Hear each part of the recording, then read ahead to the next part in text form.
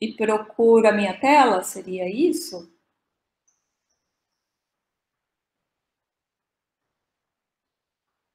Eu queria continuar pelo Teams, só que o Teams é bem mais enjoado com o nosso e-mail corporativo. E precisa ter assinatura. Professora, Ah, só mais uma dúvida. A gente tem que pegar aquela folha de frequência na FAMED já, né? já, Beleza. já. Amanhã já começaremos a preenchê-la. Tinha até esquecido dessa questão. A nota prática de vocês ela é baseada naquela folha, sendo que cada falta equivale a um ponto a menos. Eu sempre achei isso meio estranho, essa maneira de avaliação, mas é um ponto a menos na nota final da prova prática. Portanto, não faltem. E a gente aceita para abonar a falta apenas atestados médicos, certo? Claro que se acontecer alguma coisa, vocês virem conversar com a gente, né? A gente tem como ajustar tudo isso, repor de repente depois, tá? Mas a gente segue as orientações da FAMED, que é para a nota prática, para cada falta, reduzir um ponto nessa nota prática, tá certo? Gente, eu não vou dar conta de compartilhar minha tela, como é que eu faço? Vocês já deram aula nesse Mix? É só apertar para apresentar agora. Apresentar agora. Foi. Opções, né? A tela inteira, uma janela e uma guia do Chrome. Aí a senhora escolhe qual que fica melhor. Se for a tela inteira, só que a gente vai ver tudo que está acontecendo na tela. Aí se for só uma janela, a gente vai ver só a tela específica.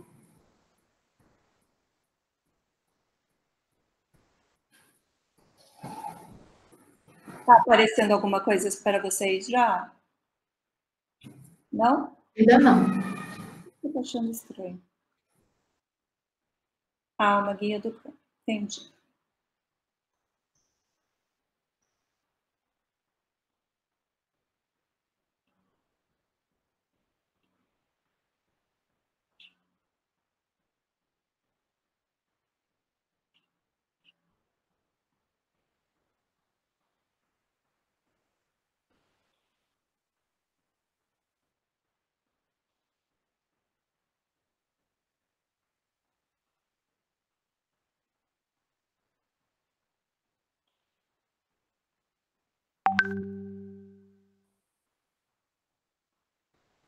Agora tá.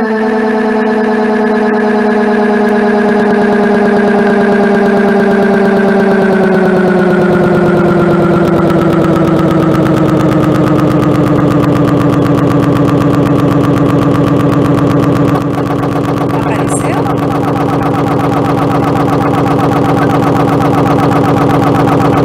Vocês estão me escutando?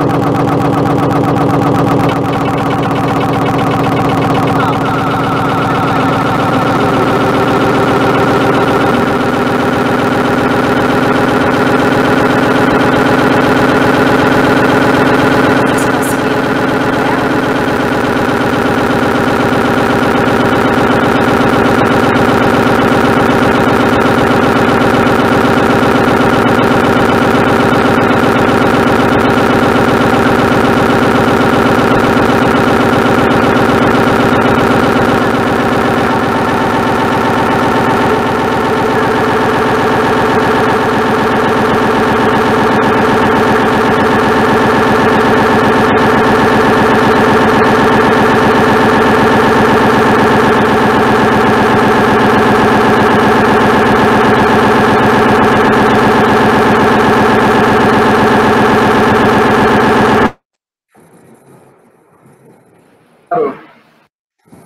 Eu acho que é embaixo de parar a apresentação, naquela opção de tirar o áudio da apresentação. Tava saindo um som bem estranho mesmo, não tava dando para escutar.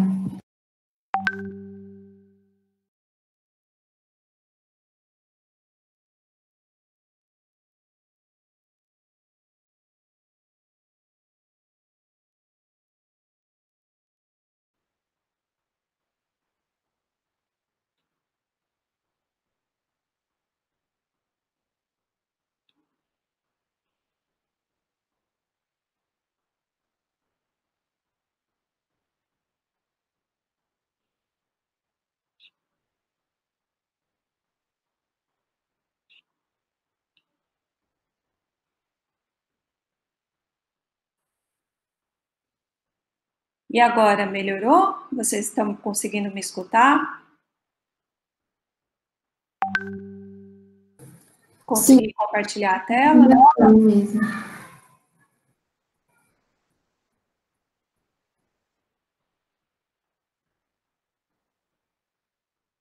Conseguiram ver? Não, professora, a gente só está ouvindo a senhora só. A tela não. Deixa eu tentar de novo, espera aí.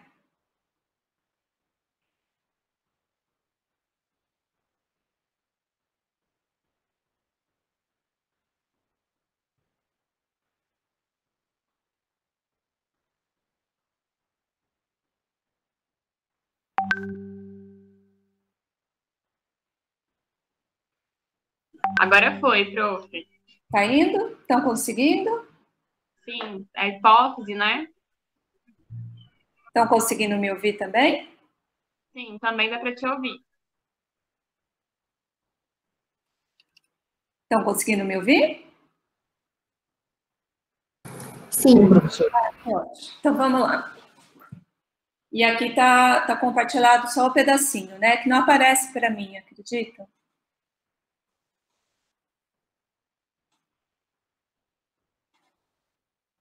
Então vamos lá. A hipófise é uma glândula situada na célula túrcica, certo? Na fossa hipofisária, ali acima do osso esfenoide, na base do cérebro. É uma glândula bem pequenininha, que na espécie humana apresenta dimensões de 10 por 13 por 6 milímetros. E está conectada ao hipotálamo pela haste hipofisária.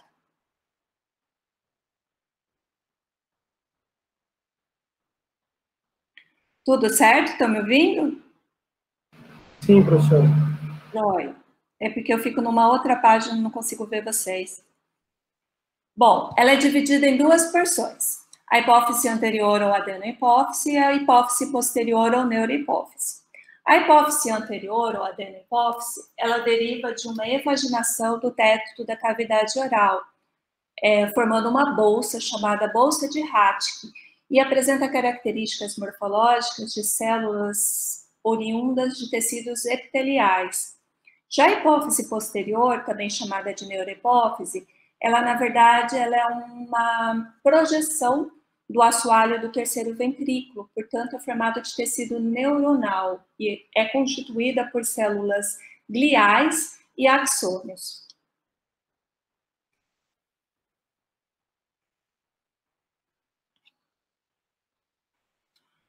Irrigando toda a hipófise, existe um sistema chamado sistema porta-hipotálamo-hipofisário. E esse sistema que é o responsável pelo transporte de hormônios e pela comunicação entre o hipotálamo e a parte anterior da hipófise, que é a adenohipófise. Então, são redes interligadas e amplas de capilares em que o sangue todo, lá da eminência mediana do hipotálamo, perfunde toda a região anterior ali da hipófise. Ou mais ou menos esse aqui é o esquema. A gente tem ali mais acima o hipotálamo com os núcleos supraóptico ou paraventriculares. Nessa parte mais posterior ali, onde só tem os prolongamentos dos neurônios, a neurohipófise, e essa parte maiorzinha, toda vascularizada, cheia aqui de vasos sanguíneos e capilares, a gente tem a parte anterior da hipófise, então a adenohipófise, que é responsável pela secreção de vários hormônios, entre eles o TSH, que é o hormônio que vai ter efeito lá sobre o tecido tiroidiano, na produção e na regulação da liberação do T4 e T3. Ela produz também o ACTH, que é o hormônio corticotrófico, que vai ter efeito sobre o córtex da glândula adrenal. Tem efeito sobre o ovário ou testículo, sobre a estimulação dos hormônios folículo estimulante e luteinizante, FSH e LH, estimulando nos testículos a produção de testosterona e nos ovários a produção de estrógeno e progesterona. E fora essas trofinas que estimulam glândulas primárias, a adenohipófise também é responsável pela liberação de prolactina e hormônio de crescimento. O hormônio de crescimento, ele vai primeiro no fígado e estimula a liberação de uma citoquina chamada IGF-1.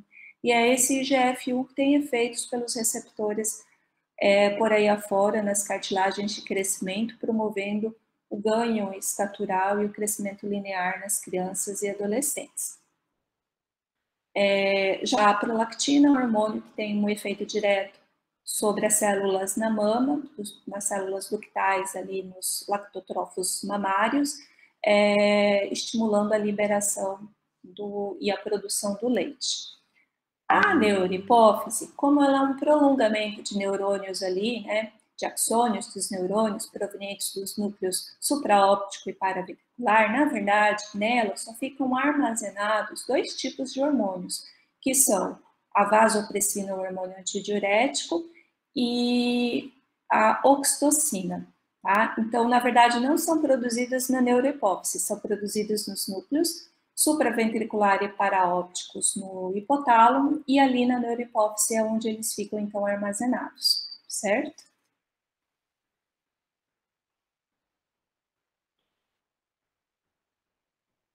Então, essa mais ou menos é a anatomia da região da célula túrcica.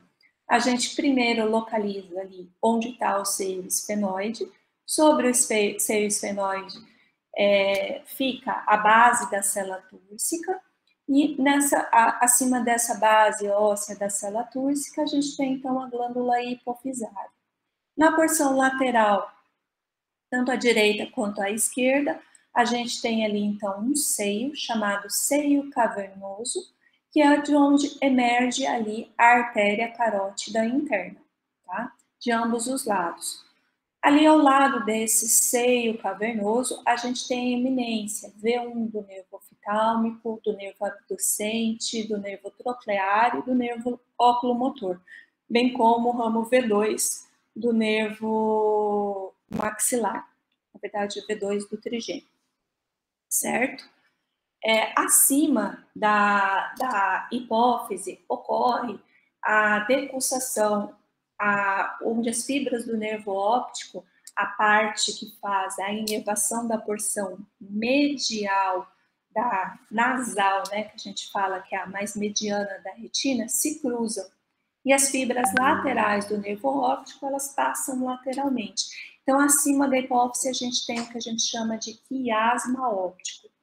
E esse tracinho de conexão entre a hipófise e o hipotálamo lá mais à frente, essa estruturinha transversal, é a haste hipofisária. Tranquilo até aqui? Tranquilo, professor. Joia. Então, aqui uma imagem numa ressonância, né? Essa seta mais inferior, apontando para cima, mostra a base da célula túrcica, certo? Onde embaixo a gente vê ali o seio esfenoidal. No lado direito, nós teríamos o seio cavernoso e essa bolinha, esse buraquinho mais escurecido, é a artéria carótida, tanto do lado direito quanto do lado esquerdo, certo? Acima da seta, que é onde essa segunda seta de baixo para cima transversal está apontando, que é justamente para a artéria carótida, tá? A próxima seta, mais acima, a terceira de baixo para cima, mostra a haste hipofisária, aquela conexão entre o hipotálamo e a hipófise, principalmente ali a adenohipófise, por onde passam todos os vasos sanguíneos que perfundem a adenohipófise e são os responsáveis pela comunicação entre esses dois órgãos e a disseminação, então, dos hormônios ali produzidos para a circulação sistêmica no geral. A última seta, a mais alta, apontando para baixo, mostra justamente o quiasma óptico, onde as fibras nasais do nervo óptico se cruzam e são as responsáveis pela inervação da face mais nasal medial ali da retina. E no meio, esse branquinho, né, todo perfundido aqui e corado pelo contraste, é a hipófise como um todo, tá? Nesse corte não tem como a gente fazer distinção entre a parte anterior à adenohipófise e a neurohipófise. Geralmente a neurohipófise ela tem um sinal hiperbrilhante. Por quê? As vesículas que carregam o hormônio antidiurético e a oxitocina, elas contêm bastante líquido, então elas se impregnam mais pelo contraste. Depois eu mostro a neurohipófise aqui para vocês. Esse já é um corte sagital. Então, nesse corte sagital, a primeira estrutura que a gente identifica, que está aqui com um asterisco bem grande, na figura aqui vista mais à esquerda, é o seio esfenoidal, certo? A partir do seio esfenoidal, vemos então ali todo um tecidinho, né, uma conformação, vamos dizer assim, meio globosa, que seria o tecido hipofisário.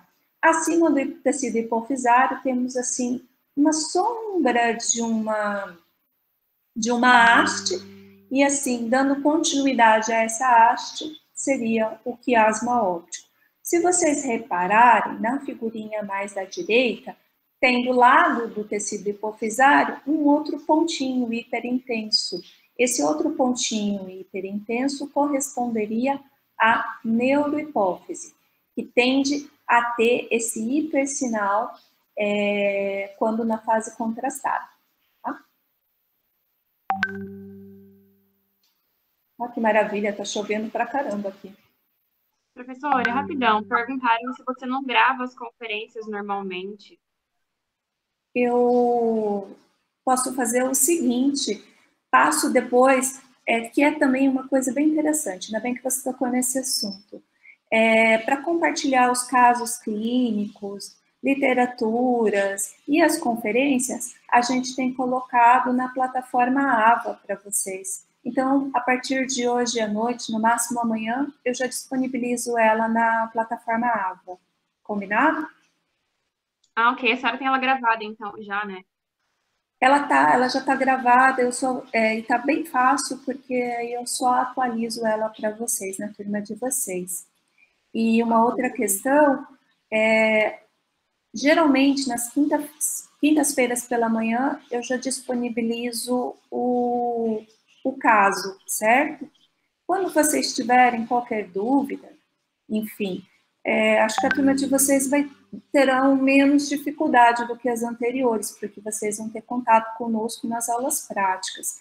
Mas, enfim, quando vocês quiserem e tiverem dúvidas, vocês podem ter um grupo, pedir consultorias para nós. A gente pode combinar de entrar aqui nesse cenário do Google Meet mesmo, enfim, tirar a dúvida de vocês, quando da discussão dos casos, das tutorias, tá?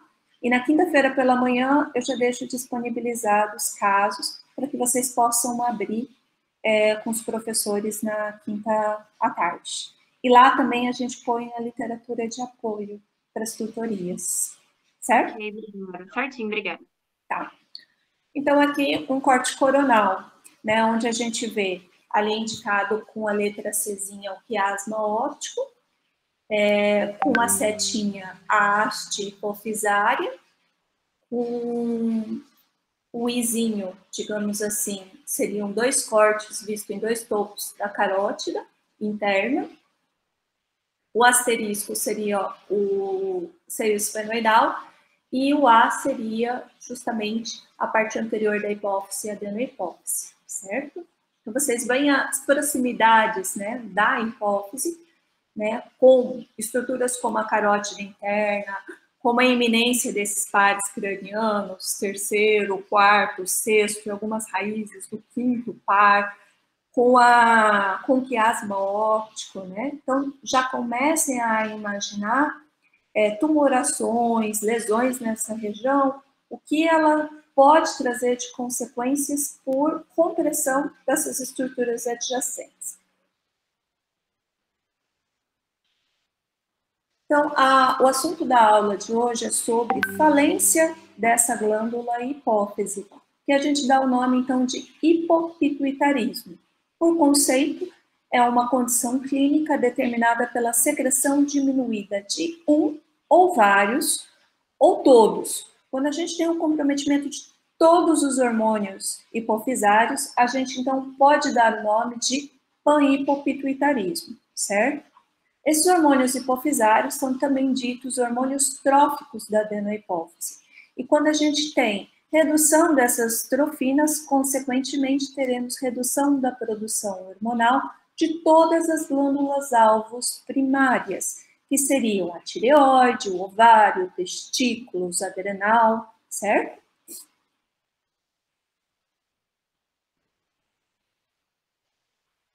Então, a gente fala em hipopituitarismo pela deficiência de 2 ou mais eixos hipofisários, e panhipopituitarismo quando a gente tem o comprometimento de todos os eixos hipofisários. E o quadro clínico do paciente vai depender muito do eixo comprometido. Então, se eu tiver o comprometimento na produção do FSH, que é o hormônio folículo estimulante, e LH, que é o hormônio luteinizante, logicamente esse paciente vai ter um hipogonadismo. Se eu tiver deficiência do hormônio de crescimento, com certeza essa criança terá deficiência de GH, DGH que a gente diz, que também hoje a gente sabe que traz consequências até na fase adulta. Se houver comprometimento na secreção do TSH, esse paciente vai evoluir com hipotiroidismo. O ACTH, que é o hormônio corticotrófico, evoluirá com insuficiência adrenal. E se tiver um comprometimento ali na neurohipófise, esse paciente não vai ter o armazenamento adequado do hormônio antidiurético e da ocitocina. A ocitocina, hoje estão descobrindo mais funções para ela, mas em princípio ela ajuda ali no processo de contração uterina durante o parto. Mas a ausência de hormônio antidiurético ou a produção indevida desse hormônio causa uma alteração importante chamada diabetes insípidos, certo? Onde o paciente passa a não ter a reabsorção de água livre lá no ducto coletor renal. E tem-se, assim, um quadro de hiposmolaridade urinária com hiperosmolaridade sérica, com volumes de diureses, assim, superiores a 0,5 ml por quilo de peso por hora. Então, é um quadro bastante grave. Mas, geralmente, quando a gente tem hipopituitarismo, a gente não tem tanto diabetes insípidos associados nessa condição. Desde que eu comprovar de forma clínica e depois avaliar a bioquímica deste paciente e tiver a hipótese de deficiência do hipotálamo ou hipófise, ou seja, de um hipopituitarismo, aí neste momento eu estou autorizada a pedir a imagem para verificar se existe alguma ou não alguma lesão nessa localidade. E a imagem é a ressonância magnética nuclear para a célula túrcica, não a ressonância magnética nuclear de crânio. Tem que ser com cortes específicos para a célula túrcica. E nesse sentido, quando existe essa hipótese, depois da confirmação laboratorial, ela torna-se, então, mandatória, certo? A tomografia não cumpre o papel de mostrar a hipófise de forma adequada em sua relação com as estruturas adjacentes. Então, tem que ser ressonância e com cortes especiais para a célula túrcica. Então, tem que ser o pedido para a célula túrcica. Vocês vão ver bastante casos nos ambulatórios de quinta-feira, só sobre hipófise, quando passarem pela turma endocrinologia. Bom, e quais seriam as etiologias para esse hipopituitarismo? Massas, são causas frequentes, tumores ou cistos extremamente volumosos. Semana passada mesmo veio aqui no meu consultório um paciente de 44 anos, enfim, que vinha tratando para depressão há mais ou menos uns 4 anos, com antidepressivo sem resultado, onde o sintoma dele era uma fadiga crônica, com piora assim, progressiva. E por apresentar nas últimas semanas muita cefaleia e turbação visual, ele procurou então a avaliação de um colega neurologista. O neurologista, pela cefaleia, resolveu solicitar uma ressonância de crânio para esse paciente. Ele fez a ressonância de crânio, não era nem paracela, e lá foi encontrado um tumor em região hipofisária e hipotalâmica, cístico, de aproximadamente 6 centímetros. Foi aí, então, que ele encaminhou para mim, e comigo a gente fez a avaliação laboratorial. Ele tinha todos os sintomas de hipotireoidismo, de hipogonadismo e o pior, de hipoadrenalismo, de hipocortisolismo, né, com baixa do nível de cortisol, pode colocá-lo até sob risco de vida. E quando dosei esses hormônios, praticamente cortisol, testosterona e T4 livre estavam quase que zerados. E vocês imaginam que esse tumor, esse homem, né, esse moço tinha possivelmente há vários anos. E há 4 anos, pelos seus sintomas, ele vinha tratando com o psiquiatra, como se fosse uma depressão, o quadro dele. Então, a gente tem que tomar muito cuidado. Então, massas, principalmente cistos volumosos, causam hipopituitarismo por compressão do tecido hipofisário e falência na produção desses hormônios. Pacientes que já tenham sido submetidos a cirurgias em região da hipófise, esse moço mesmo, semana que vem, vai para procedimento cirúrgico. Tão grande é o tumor dele que vai ter que ser por via transcraniana. Normalmente, tumores ou massas em região de hipófise a gente faz e consegue por via endoscópica, via transesfenoidal, pelos seios, pelo nariz, descolando ali os seios etimoidais e chegando lá no seio esfenoidal. Mas tamanha é a tumoração dele que vai ter que ser por via transesfenoidal. E a expectativa é que se resseque todo o tecido hipofisário. Nosso medo, no caso meu e do neurocirurgião, é que a gente acometa a neurohipófise. Ele tem falência de todos os eixos, mas tem hormônio antidiurético ainda dentro da normalidade. E é muito desagradável o diabetes insípidos, tendo que fazer reposição hormonal com vasopressina para toda a vida. Então, no caso dele, como ele já tem hipopituitarismo, acredito que a gente não vai conseguir salvar mais essa hipófise toda comprimida aí por anos. Então, ele continua com hipopituitarismo, mesmo depois do procedimento, tendo que fazer a reposição com todos esses hormônios. Depois a gente chega nesse passo. Radioterapia que pegue ali a região celular também pode causar hipopituitarismo, e esse hipopituitarismo ele pode se dar ao longo de vários anos. Habitualmente, os eixos que primeiramente são acometidos são os eixos responsáveis pela secreção do hormônio de crescimento, do hormônio corticotrófico, do hormônio folículo estimulante luteinizante, do eixo gonadotrófico e, por último, o hormônio TSH tireoestimulante. Bom, outra causa de hipopituitarismo são doenças infiltrativas. Então, hipofisites linfocíticas, habitualmente de origem autoimune, fazendo ali como se fosse uma invasão por tecidos, por linfócitos, né? Que determinam uma destruição autoimune ali local, e hemocromatose. E um caso de hemocromatose pegando hipófise é muito, muito, muito raro. Infarto hipofisário, que é uma tal chamada síndrome de Sheehan, como ela não é tão incomum, depois eu separei 2 slides mais à frente para falar em específico sobre síndrome de Sheehan com vocês.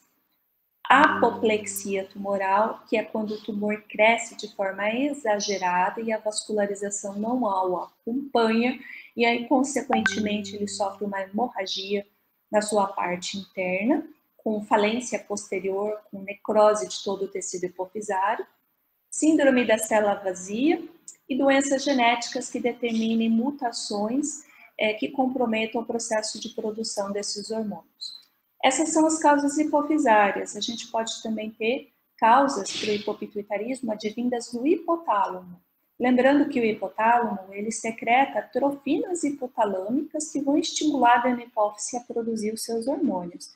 Então, por exemplo, para que haja um estímulo da produção do TSH, a gente tem um hormônio companheiro produzido lá no hipotálamo chamado TRH.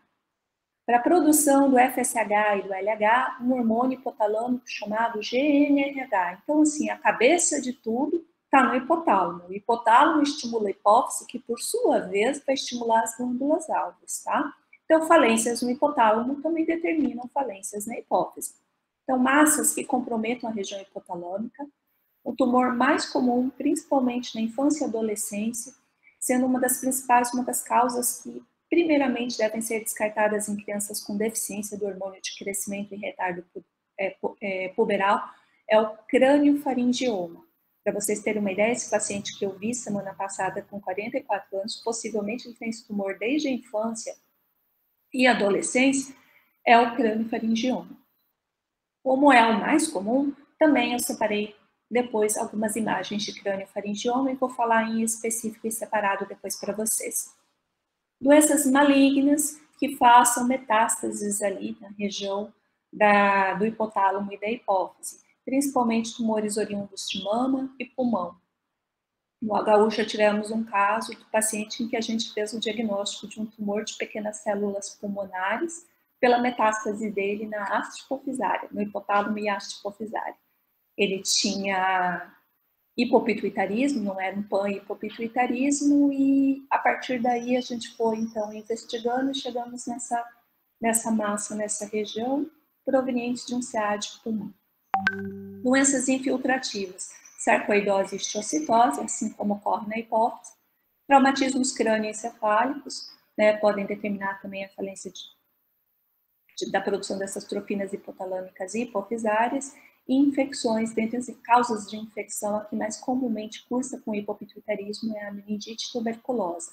Graças a Deus, apesar da gente estar revivendo aí de novo essa questão da tuberculose, e a tuberculose ser uma doença, no mínimo, nebulosa, né? Ela pode dar simplesmente tudo, né, no nosso organismo.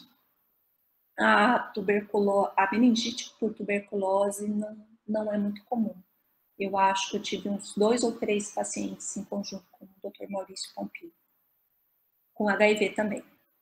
Bom, vamos falar um pouquinho do crâniofaringioma. O crâniofaringioma é uma massa mista, normalmente presente ali na cisterna supracelular, e ela apresenta o característico do crâniofaringioma. Às vezes a gente não precisa nem de biópsia para fazer o diagnóstico dele, porque ele é um tumor com aspecto misto, meio sólido e cístico. E o componente cístico dele é bastante grosseiro, muitas vezes no seu interior formam calcificações. Quando a gente esvazia um crâniofaringioma e retira ali o cisto, o líquido ali dentro tem mais ou menos a aparência de óleo queimado, reutilizado várias vezes, cheios de grumos.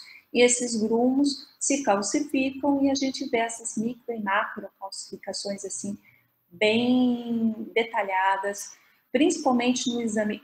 Embora o de eleição seja a ressonância, essas calcificações ficam muito evidentes no exame de tomografia. Então, calcificações na base do crânio, uma tomografia qualquer, até que se prove o contrário, crâniofaringioma. Tumor neuroendócrino mais comum na infância e adolescência. Gravem essa informação. Olha aqui uma ATC de um crâniofaringioma. Várias calcificações ali no componente sólido da lesão, numa imagem de tomografia, já faz automaticamente essa suspeita desse tipo de tumor. Esse aqui é um cisto supracelular da aracnoide, né? Olha o aspecto todo cístico e a captação homogênea desviando até o tronco cerebral, né? Esse cisto aqui, com toda certeza, tem entre mais de 8 centímetros no diâmetro ínfero superior e anteroposterior. Esse paciente deveria estar no caso extremamente grave. Vamos então à síndrome de Chiron. O que é isso? Durante a gravidez, né, tendo em vista que nós temos que preparar essa mãe para a amamentação, ocorre uma hiperplasia fisiológica ali da parte da adenohipófise, principalmente na questão das células responsáveis pela produção da prolactina, que a gente chama também de lactotrófos hipofisários. Então, essa hipófise ela fica hiperplasiada e, seguindo essa hiperplasia, ocorre também um aumento da vascularização. Toda glândula endócrina é altamente vascularizada, né? O fruto do seu produto, ele, para ser um hormônio, ele tem que cair na corrente sanguínea. Então, glândula endócrina é igual a supervascularização. Se eu tenho uma hiperplasia da glândula, eu vou ter uma hiperplasia também nessa vascularização. E aí, quando por algum motivo, né, ocorrer durante o parto alguma alteração que predispõe a algum sangramento importante, como, por exemplo, uma placenta prévia, um descolamento prematuro de placenta, um útero hipotônico, que não faz a contratura devida pós-parto, em que ocorra um sangramento, né, considerável, a gente vai ter também uma redução do aporte sanguíneo para o corpo de uma maneira em geral, né? Isso também vai ocorrer lá na hipófise, que está toda hiperplasiada e hipervascularizada. Essa diminuição do aporte sanguíneo cursa e determina um vasoespasmo das arteríolas ali na haste hipofisária e faz com que ocorra uma isquemia prolongada na hipófise. Essa isquemia prolongada evolui no pós-parto, depois com uma necrose da glândula. E essa necrose, ao longo do tempo, vai determinando um hipopituitarismo que, ao longo de anos, vai evoluindo para a forma completa, que seria o panhipopituitarismo, quando praticamente todos os eixos ficam comprometidos. Então, síndrome de Chiva, ela também pode ser chamada de insuficiência hipofisária pós-parto, tá? Normalmente, inicia-se no puerpério, o diagnóstico pode ser feito nesta ocasião, no entanto, não é o que ocorre na prática de uma maneira no geral. São mãezinhas que já não conseguem, no pós-parto, amamentar os seus filhos. Mas várias são as situações em que essa amamentação não se dá de forma natural, enfim, né, que não possa, né, ocorrer. Então, muitas vezes esse diagnóstico ele é feito com algum tempo de atraso. Aquele relato, eu não amamentei meu último filho, depois deste meu último parto, eu não tive mais ciclos menstruais, venho evoluindo com quadro de fadiga crônica, cansaço, sonolência, aí vem os sintomas, né, do comprometimento do eixo tireotrófico e adrenocorticotrófico. Tá? Então, inicialmente, a gente tem o impedimento da lactação. Raramente pode haver alterações no campo visual, paralisia daqueles nervos periféricos, daqueles pares de nervos cranianos que passam ali junto ao seio cavernoso, e uma deficiência hormonal dos outros eixos que vai se dando de forma progressiva. Então, voltando ao hipopituitarismo, concluindo a parte de etiologia, vamos falar então um pouco sobre as manifestações clínicas. Então, a falência da hipófise, habitualmente, ela segue uma ordem cronológica. E essa ordem parece ter relação com a localização das células no interior da glândula. Então, como os somatotrófos e os gonadotrófos estão mais localizados nas partes laterais da hipófise, geralmente são as células que, primeiramente, sofrem a lesão, sofrem o dano. Então, os pacientes passam a ter menor produção de hormônio de crescimento, que no adulto passa meio que batido, e menor produção de FSH e LH, denotando sintomas de hipogonadismo. Mais ao meio, na parte mais medial, como se estivesse mais protegidos, estão as células, os tireotrófos e os corticotrófos, que são os responsáveis pela produção do hormônio TSH e ACTH, que são hormônios mais importantes para a manutenção da nossa vida. Então, eles são os últimos a serem acometidos. Então, geralmente, a sequência de defeitos é deficiência de GH, depois de FSH e LH, TSH e, por último, do ACTH, certo? Esse paciente mesmo que eu vi semana passada, ele veio ao longo de anos, perdeu o GH, ficou hipogonádico, aí ele já teve algumas manifestações clínicas que chamaram a atenção, mas o que mais estava o abalando eram hipotensões posturais que ele tinha por falta de cortisol. As manifestações clínicas, elas podem também ser provocadas, além do efeito da falência da glândula alvo, ali da trofina hipofisária, pelo efeito quando houver uma massa ali na região, causando compressão ali das estruturas adjacentes. Lembra quando eu mostrei nas imagens de ressonância as estruturas adjacentes? Então, posso ter ali compressão do quiasma óptico, compressão do seio cavernoso da carótida interna, né, compressão das raízes daqueles pares cranianos, enfim. Então, vários podem ser os sintomas nesse sentido, além de distensão da dura mater e cefaleia. A falta da prolactina é extremamente rara, então, quando ela de fato ocorre, a gente deve primeiramente pensar, claro, né, que quando o paciente for mulher, na possibilidade da síndrome de Chiron, tá? E a gente tem que investigar as condições do último parto dessa mulher. Diabetes insípidos. Como eu falei para vocês, os diabetes insípidos não é tão comum no plano do hipopituitarismo. Por quê? Porque é um hormônio que é produzido lá no hipotálamo e só fica ali armazenadinho na neurohipófise, né? A vasopressina. Mas, geralmente, quando ocorre, são por procedimentos cirúrgicos ali na região de hipófise, onde a neurohipófise foi também extraída, ou por tumores hipotalâmicos extremamente grandes, fazendo com que os núcleos supraóptico e paraventricular percam totalmente a sua capacidade de produção desses hormônios. Metástases, às vezes, metástases de câncer de mama e de pulmão são as mais comuns, e doenças infiltrativas que peguem mais ali o hipotálamo, propriamente dito, onde estão esses núcleos que produzem esse hormônio. Então, vamos falar das manifestações clínicas de cada eixo no geral. Eu gosto mais até desse quadro, porque ele resume todos. Então, quando eu tenho deficiência do hormônio de crescimento, eu tenho um atraso da velocidade de crescimento, baixa estatura, micropênis, implantação anômala dos dentes, hipoglicemia, hipotrofia muscular e muitas vezes depressão. São sintomas em que a gente vê com mais evidência em crianças. Tá? Difícil a gente conseguir fazer um diagnóstico através de manifestações clínicas de deficiência de hormônio de crescimento em adultos.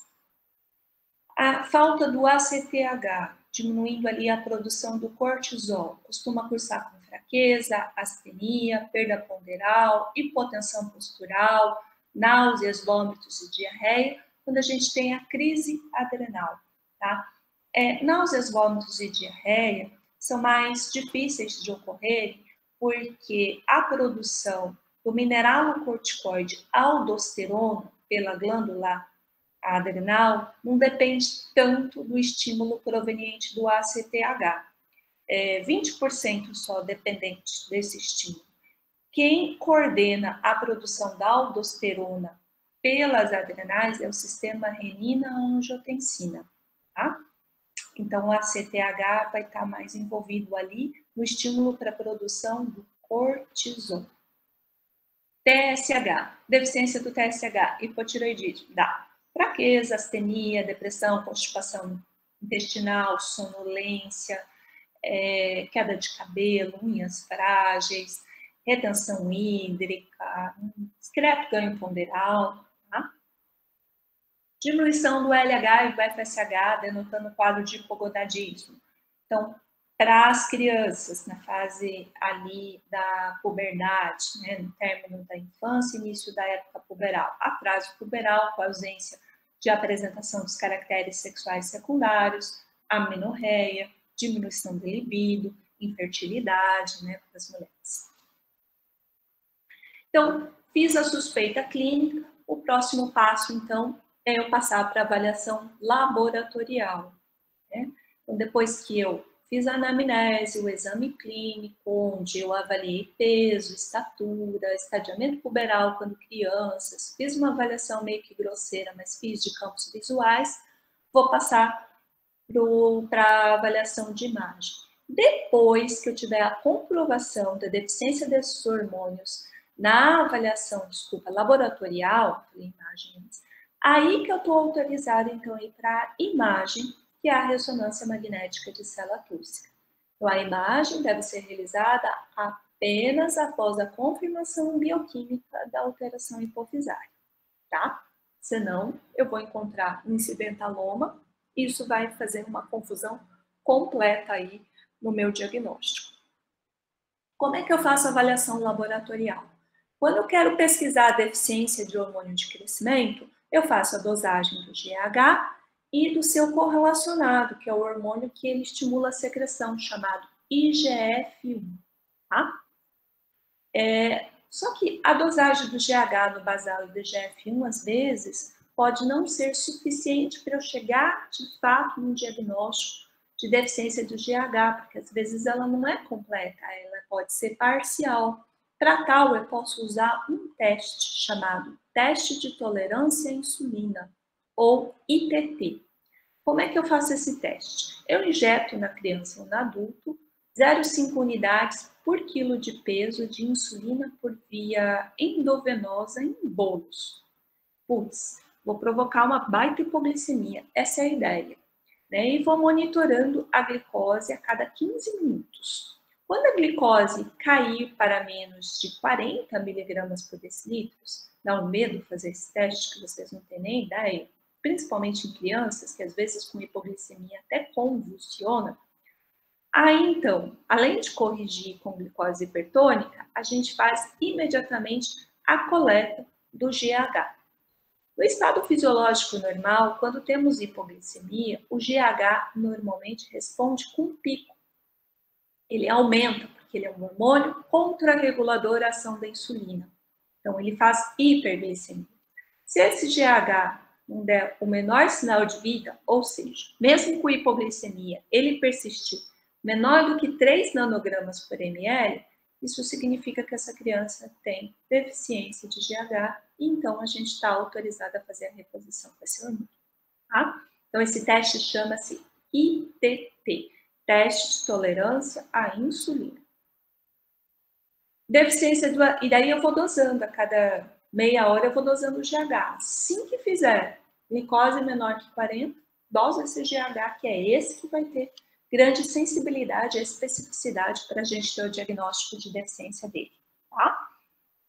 Deficiência do ACTH. Então, vamos usar o ACTH basal. Se ele estiver baixo no limite inferior da normalidade, com cortisol basal baixo no limite inferior da normalidade, pronto, está feito o teste está feito a hipótese de hipocortisolismo por falta de ACTH. Mas pode ser que essa falta não seja completa, pode ser que seja parcial, assim como para o GH. Então, aqui a gente usa o mesmo teste, o tal do teste de tolerância à insulina. Injeto insulina e a cada meia hora vamos dosar. Glicose, a glicose a gente, na verdade, avalia capilar a cada 15 minutos, pelo medo de fazer hipo. Perdeu o tempo da hipo, né? E o paciente evoluir com complicações mais sérias. E aí, assim que o paciente fizer hipoglicemia, doso menor que 40 miligramas por decilitro, doso o cortisol. Né? Assim como o GH, o cortisol é um hormônio contrarregulador à ação da insulina. Então, todas as vezes que tem hipoglicemia, eu faço pico de cortisol no fisiológico, no normal. Aqui, visto que o paciente tem falência desse eixo, as adrenais não vão ter resposta nenhuma em secreção de cortisol, porque não tem ACTH. Então, não ocorre esse pico de cortisol após o ITT. Ele persiste menor do que 18 ou 20 microgramas por decilitro. Então, está confirmada a deficiência do ACTH. Deficiência de TSH, eu vou ter um TSH baixo, que é o mais comum, 60% dos casos tem um TSH baixo. Um TSH normal no limite inferior, pode acontecer em aproximadamente 20 a 30% dos casos, só que às vezes, só para nos confundir, às vezes o paciente tem um TSH até um pouquinho alto. né? Pouca coisa elevada. Tipo, como? Né? Se ele vai ter hipotireoidismo central, teoricamente o TSH tinha que estar o quê? Baixo. Mas é um TSH sem atividade biológica alguma. Como que a gente faz essa suspeita? O T4 livre vai estar sempre muito baixo. Se a falência fosse da tireoide, não da hipófise, nós teríamos um TSH muitas vezes maior do que esse pouco elevadinho aí, que pode ocorrer em 10% dos pacientes com hipotireoidismo central. Tá? Esse teste do TRH a gente não faz mais, por isso eu nem vou falar sobre ele para vocês. Por fim, deficiências de gonadotrofinas, LH e FSH dosados. Normalmente eles vão estar bastante baixos ou no limite inferior da normalidade. Com o hormônio da glândula alfa, testosterona dos homens, estrógeno para as mulheres, bastante baixo, tá?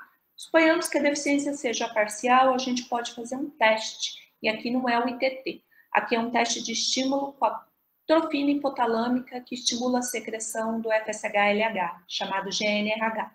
Do GNRH, e aí eu doso o FSH e o LH meia hora e 1 hora depois. Normalmente, se houver resposta, se o FSH e LH aumentarem, significa que, de fato, esse paciente tem uma hipófise normofuncionante. Se não houver um aumento depois do estímulo com GNRH, isso vai ser válido para hipófises que já estejam não funcionantes, né? Não secretoras desse hormônio que tem algum problema, certo? Tudo bem até aqui, gente? Alguma dúvida?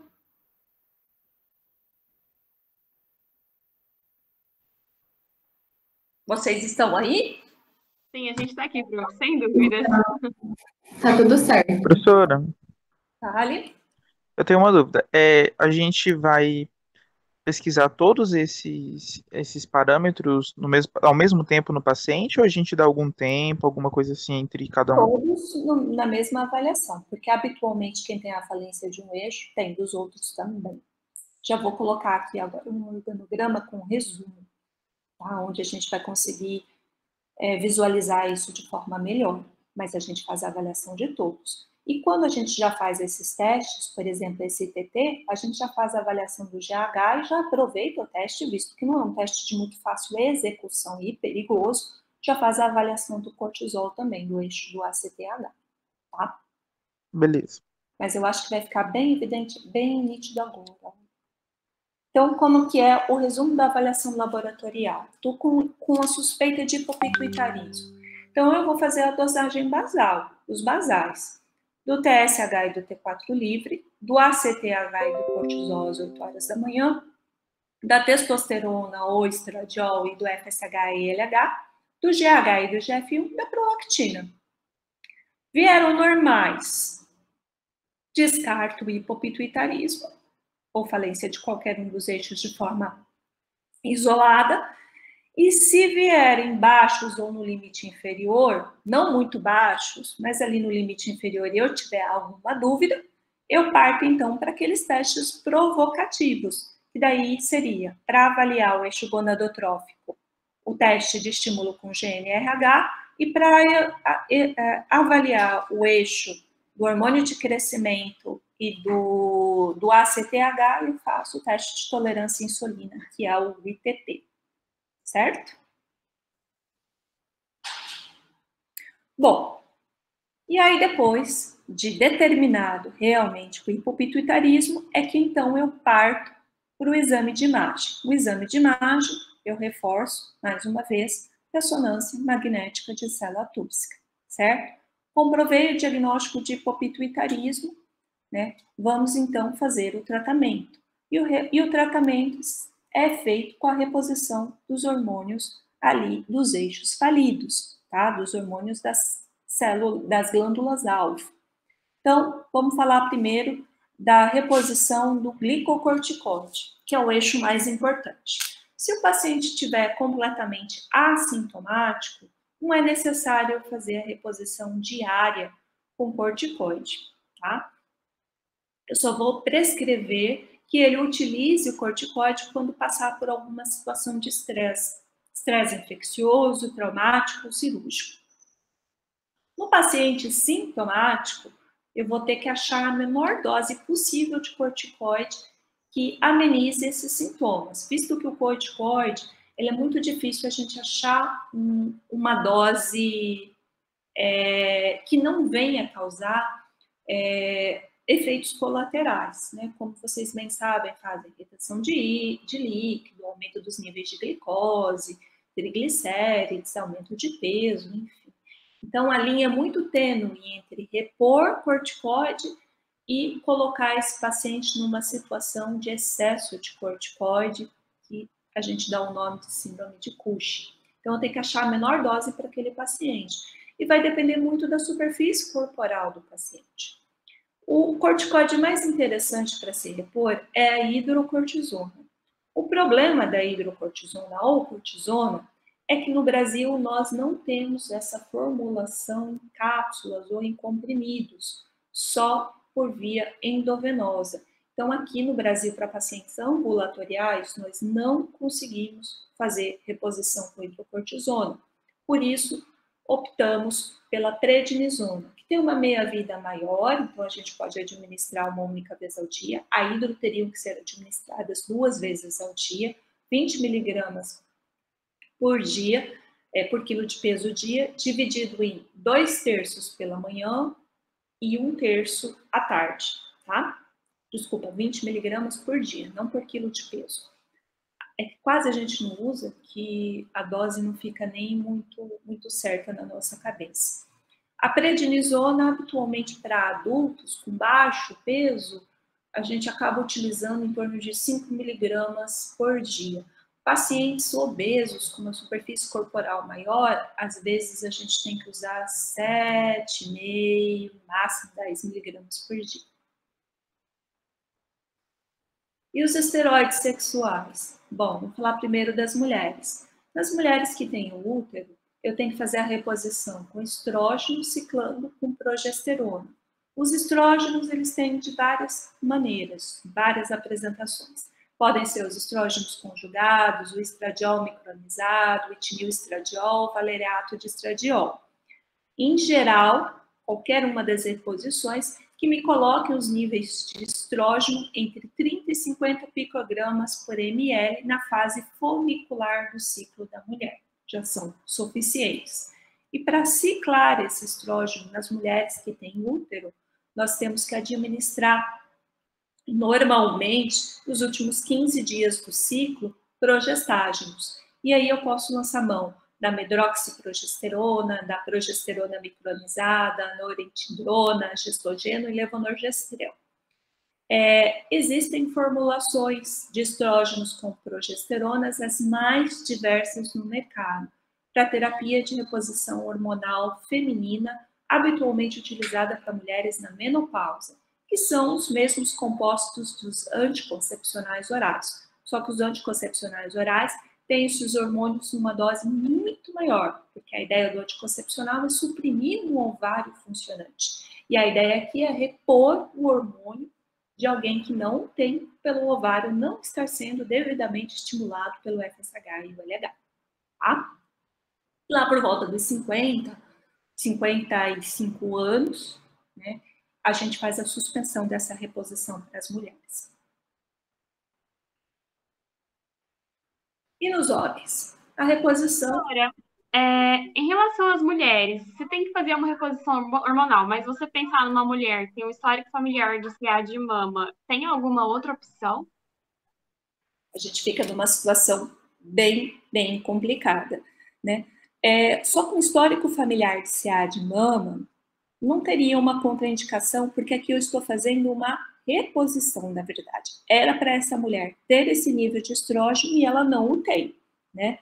Numa idade que é primordial ali para garantir, né, a manutenção de uma massa óssea. Então, se eu não fizer, ela pode ter riscos muito maiores no futuro. Agora, a situação pior é quando a mulher já teve o diagnóstico de câncer de mama. E aí a gente tem que bloquear mesmo, não pode ter nem cheiro de estradiol.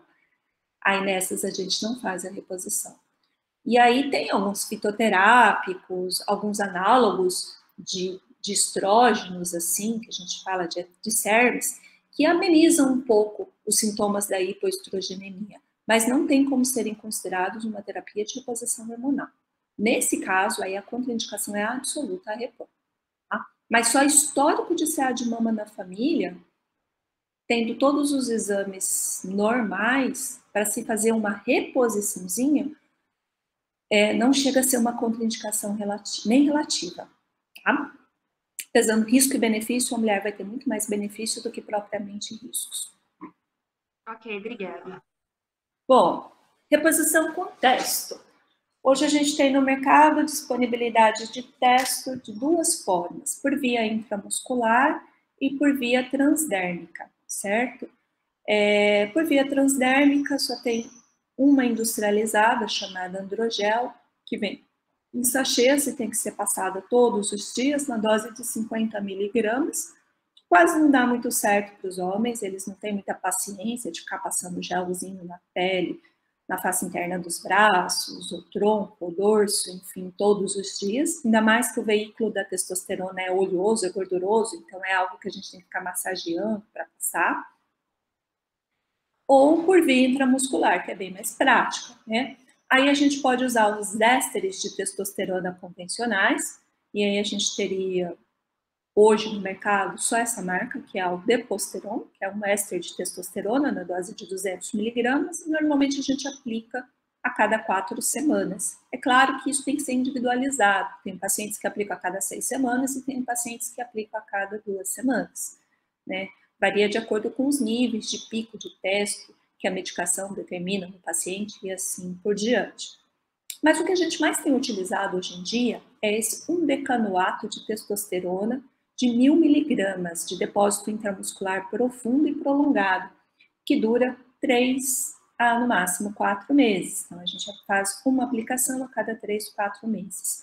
O nome do composto original, o nome comercial, chama-se Nebido, mas hoje a gente já tem outras 2 cópias no mercado. O problema desse undecanoato de testosterona é o custo. É 10 vezes o custo mensal ali do Deposteron, da outra terapia de reposição. Mas é muito mais prático, não forma picos de testosterona, então não dá tanta oscilação nos níveis do hormônio, como um éster de testosterona de liberação rápida, como o Deposteron, costuma determinar. Quais são os efeitos adversos do hipogonadismo? Apneia do sono,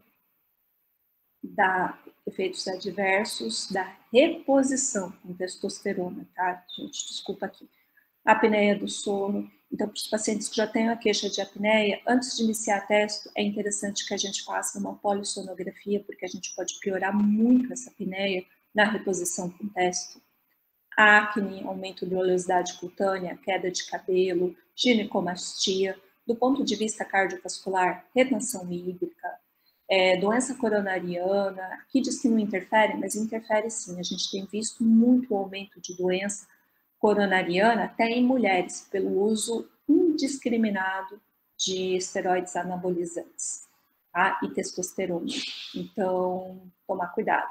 No sangue, a testo promove aumento da hematopoese, então ela costuma dar eritrocitose. Na próstata, pode dar hiperplasia. Nos testículos, com uso a longo prazo, atrofia e maior risco para infertilidade. Então, repor testosterona só quando houver insuficiência, quando houver hipogonadismo. Jamais usar testosterona como um suplemento, tá? Deficiência do hormônio de crescimento no adulto. Posso fazer a reposição? Se o paciente for extremamente sintomático e se ele tiver como arcar os custos desse tratamento, que é caríssimo, sim. Né? Em homens, a gente faz uma dose um pouco menor, em mulheres, uma dose maior por conta do fato que o estrógeno diminui a resposta ao hormônio de crescimento. E aí a gente vai titulando a dose com a dosagem de GH e do IGF-1. E o alto é ter o IGF-1 na média normal, tá? Dentro do intervalo de referência. Efeitos adversos da reposição com hormônio de crescimento. Hiperglicemia, edema nas articulações e, consequentemente, artralgia, e edemas de partes moles diversos. E do hipotireoidismo? O tratamento é com a reposição da levotiroxina, na dose habitualmente de 1,2 microgramas por quilo de peso, em cápsulas ou comprimidos, cedo em jejum, tá?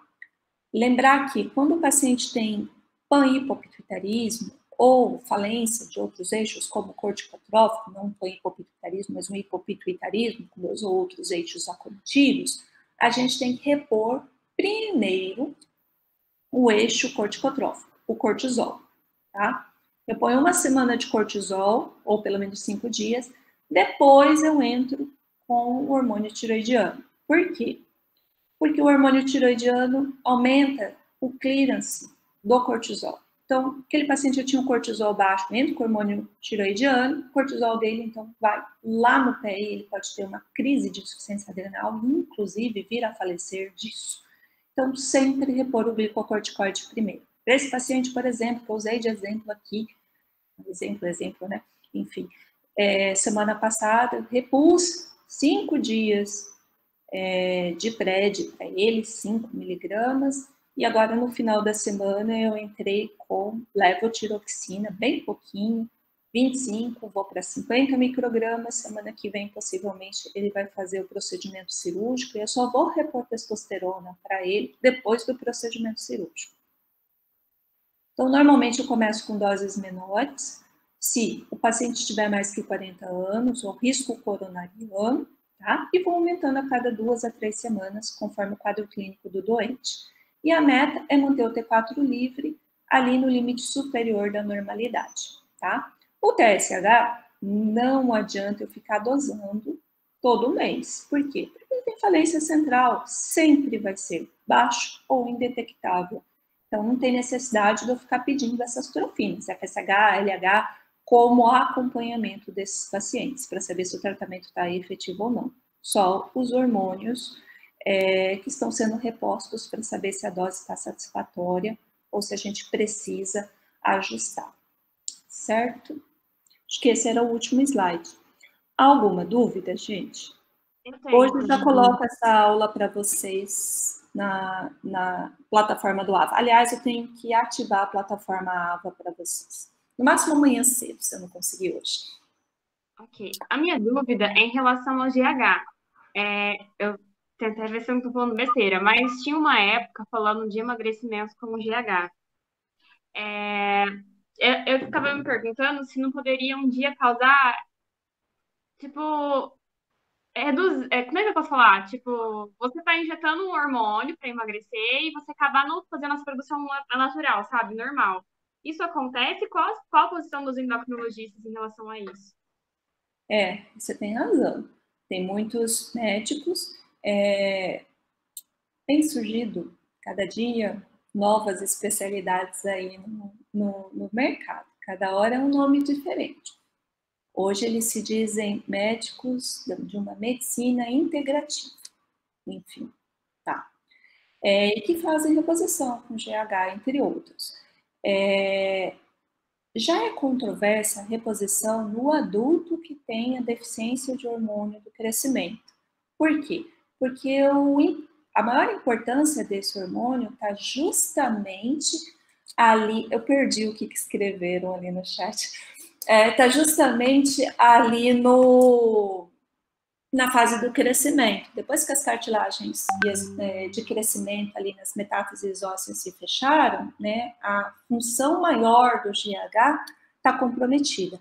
Mas viu-se que o GH ele melhora muito no adulto quando reposto, a disposição, a capacidade de concentração, memória, a pele, o cabelo, e ajuda a ganhar massa muscular e eliminar a gordura visceral.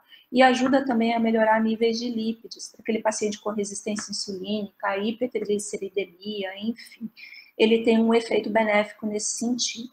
Então, para alguns pacientes, desde que monitorados com endocrinologistas e evidente a deficiência do hormônio de crescimento, o hormônio de crescimento ele tem um intervalo de normalidade de acordo com o intervalo de idade. Então, é natural e normal e fisiológico, com os anos, ele ir caindo, diminuindo. Então, desde que esteja abaixo da referência para aquela idade, eu comprove que esse paciente realmente tem deficiência de hormônio de crescimento, eu estou autorizada, de forma legal, a fazer essa reposição. Mas essa reposição com fins estéticos para perda ponderal, ela é absolutamente contraindicada. Ou seja, os benefícios que o paciente pode ter advindos dessa reposição são muito, muito menores do que os prováveis efeitos colaterais. Por exemplo, se esse paciente tiver predisposição ao hormônio de crescimento, uma atrofina de crescimento, né? O IGF-1 é um dos maiores fatores de estímulo para crescimento. Algum tipo de neoplasia, depois do uso do GH, esse risco explode, né? Cefaleia, artrose, artralgia. Se o paciente tem pré-diabetes, resistência insulínica, o risco dele se tornar diabético aumenta e muito. Então, nesse sentido, ele é completamente proscrito, mas, de fato, é usado por aí afora. A gente sabe de vários famosos, inclusive, que o utilizam para essa finalidade. Não é seguro nesse sentido, tá? Eu já tenho medo de passar para os adultos deficientes. E outra, o tratamento custa em torno de R$ 5.000 a R$ 7.500 por mês. Então, já são poucas as pessoas que têm acesso. E aí, o que mais me preocupa é que esses médicos normalmente prescrevem formulações, sabe Deus, de que origem, qual a qualidade. Então, as pessoas estão injetando um hormônio de crescimento que a gente nem sabe a procedência, né? Na grande maioria dos casos, não é o hormônio de crescimento original. Uma Honda Fan 160, não entendi. Bom, alguma outra dúvida? Obrigada. Professora, Para ficar com a acromegalia, justamente, o tema da nossa próxima aula. a ressonância nuclear com corte para célula túrcica a gente pede sempre com contraste?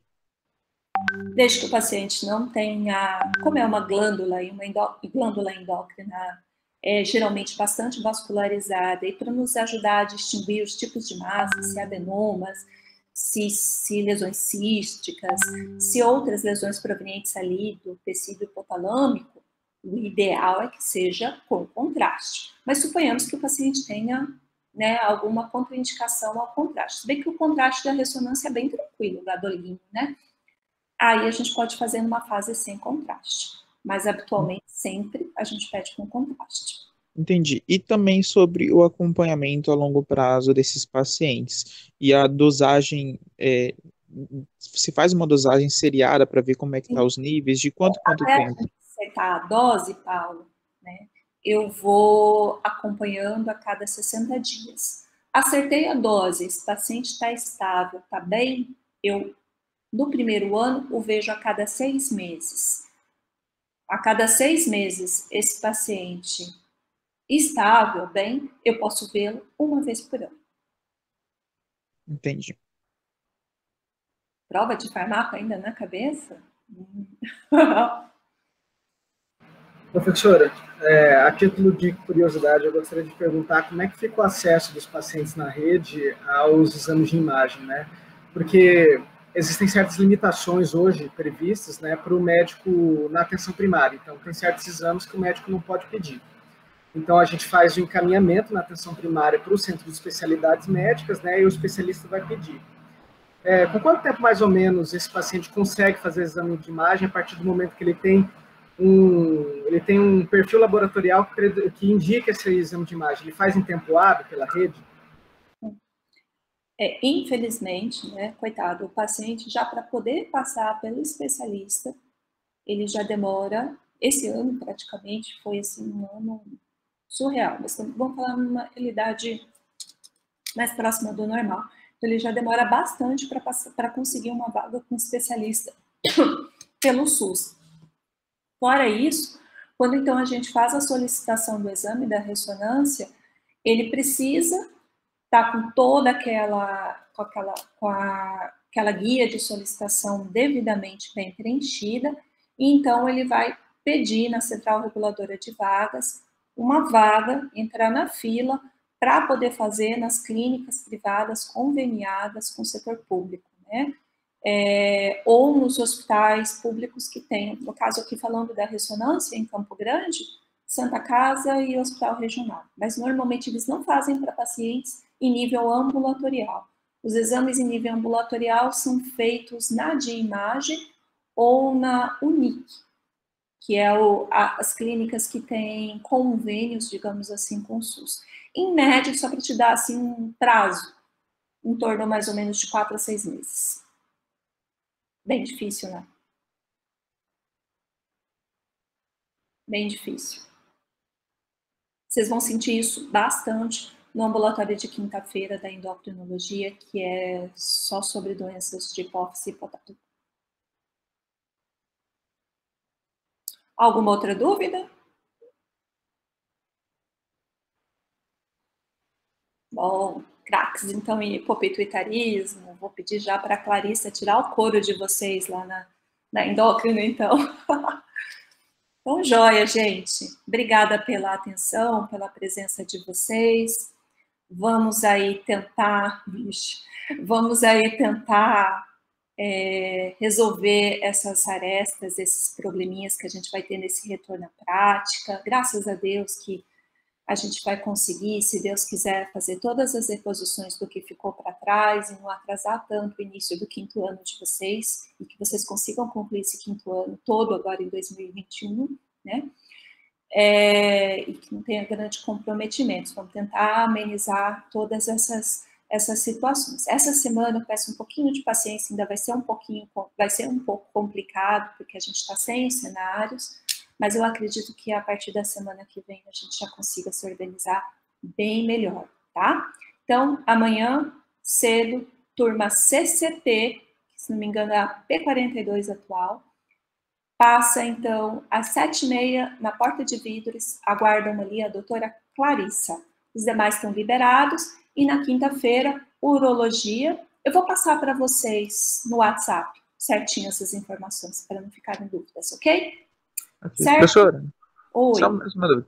No grupo você havia falado que hoje seria também acromegalia. Vai ficar para depois? Sim. Assim, nas conferências, pelo menos da endocrinologia, o que a gente não conseguia abordar, os temas que a gente não aborda na tutoria, a gente costuma dar como tema de conferência. E essa é a minha próxima conferência com vocês, que vai ser, se não me engano, no final de novembro ou começo de dezembro. Entendi. Obrigado. Certo? Tchau, tchau, gente. Tchau, tchau. Tchau, professora. Obrigada. Boa noite.